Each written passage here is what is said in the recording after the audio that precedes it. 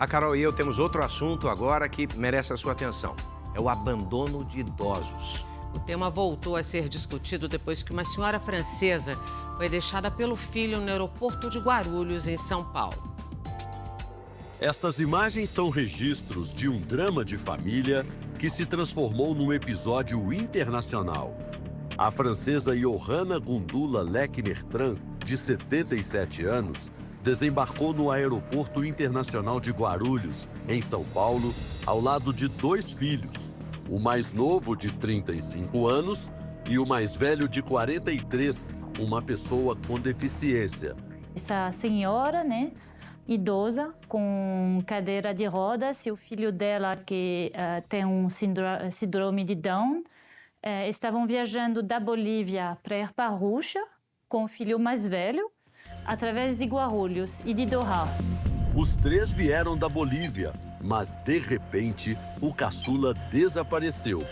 A idosa e o filho foram impedidos de seguir viagem porque ela tinha uma trombose na perna, o que poderia levar à morte em pleno voo. Trombose é o sangue que coagulou dentro do vaso. A gente pode ter trombose venosa, que é a mais comum, onde o sangue coagula dentro das veias profundas, normalmente da perna, ou trombose arterial, onde o sangue vai coagular nas artérias. Quanto mais idoso ou quanto mais doenças associadas, às vezes ela pode ter diabetes, hipertensão ou alguma outra doença associada, acaba aumentando o risco dessa trombose piorar durante o voo, principalmente se ela não estiver medicada, e aí sim tem um risco importante dela ter uma embolia pulmonar. Mãe e filho passaram uma semana inteira aqui no aeroporto. 5 dias dormindo no hotel, próximo ao desembarque, com diárias custeadas pela própria passageira francesa e pela companhia aérea. E os outros 2 dias dormindo nos bancos dos passageiros.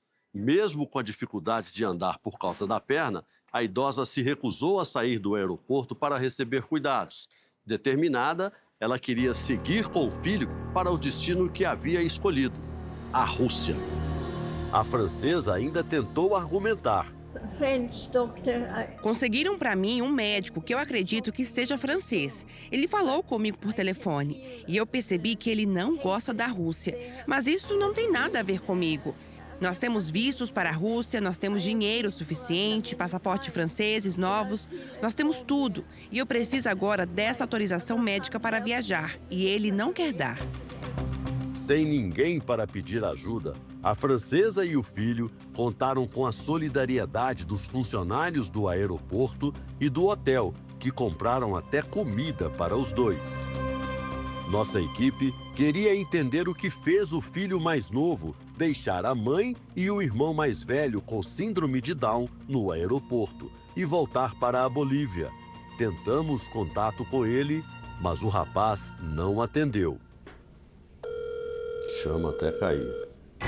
A passageira e o filho foram levados para este hospital, próximo ao aeroporto.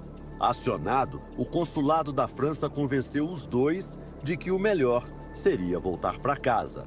Ajuda ela para achar essa saída positiva, que é a repatriação, por conta da ajuda do Ministério das Relações Exteriores da França, e depois ser acolhida para o filho dela lá em Paris. A pedido do consulado, mãe e filho vão continuar aqui no hospital até a viagem de volta para a Europa.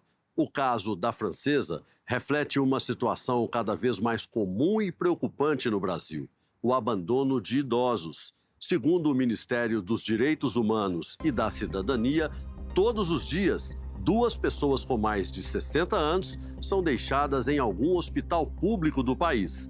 O paciente chega para cuidar da saúde, recebe alta, mas ninguém aparece para buscá-lo. Em 2023, foram mais de 20 mil denúncias de abandono pelo Disque 100. É um salto impressionante de 855% se comparado aos números de 2022. Dados do IBGE mostram que hoje, cerca de 10% da população brasileira tem idade acima de 65 anos. E nos próximos 5 anos, o país deve ter mais idosos que pessoas com idades entre 0 e 14 anos. Esta advogada explica que abandono de idosos é crime, mas dá uma dica para quem já está ou caminha para a velhice. Dá para prevenir problemas futuros. Existe uma escritura pública que você faz em cartório, que chama diretivas antecipadas de vontade, que é como se fosse, tem gente que chama de testamento vital, que é o quê? É um documento que você vai lá, fala para o tabelião, eu gostaria de, caso eu não tenha capacidade de manifestar a minha vontade, seja por uma doença, seja por um acidente, eu quero fazer o quê? Como eu quero ser tratado, se eu quero ir para o hospital A, B ou C, se eu quero ficar internado na minha casa, se eu quero ir para um lar de longa permanência, que é como a gente chama hoje o antigo asilo. Em meio a tantas narrativas de desamparo e abandono, surgem também histórias que trazem esperança e mostram a capacidade humana de solidariedade e amor incondicional. É o caso de Dona Cotinha. Essa senhora toda fofinha tem uma história que começou de forma trágica. 2 crianças sofreram um acidente numa rodovia próximo de Araraquara. Foi levada para o hospital e o irmãozinho, que o pessoal fala que era uma criança de 4 anos, faleceu. E a menininha sobreviveu de 10 anos e ficou no hospital. A menina se recuperou, mas com sequelas cognitivas e uma cicatriz profunda na cabeça. Nunca foi procurada por familiares. Sem identidade, sem sobrenome, ela ganhou no hospital onde passou a morar o nome carinhoso de Cota. Ela morou mais de 50 anos no hospital e foram cuidando dela como paciente e depois como moradora. Cota, ou Cotinha, como passou a ser chamada, vivia pelos corredores do hospital, ajudava a arrumar os lençóis, levava água para os pacientes, entre outras tarefas. E foi lá que ela conheceu a Gláucia. Sabe, foi uma coisa muito incrível, porque foi meu primeiro emprego no hospital. Então eu estava tudo assim, meio assustada. De repente eu olho assim, no fundo a Cota limpando mesa. Eu senti uma coisa, tipo, muito gostosa. A Cota passa uma coisa muito gostosa, sabe? Uma paz, sabe? Por ela ter o símbolo de criança. As 2 novas amigas nem imaginavam a notícia que seria anunciada pela direção do hospital.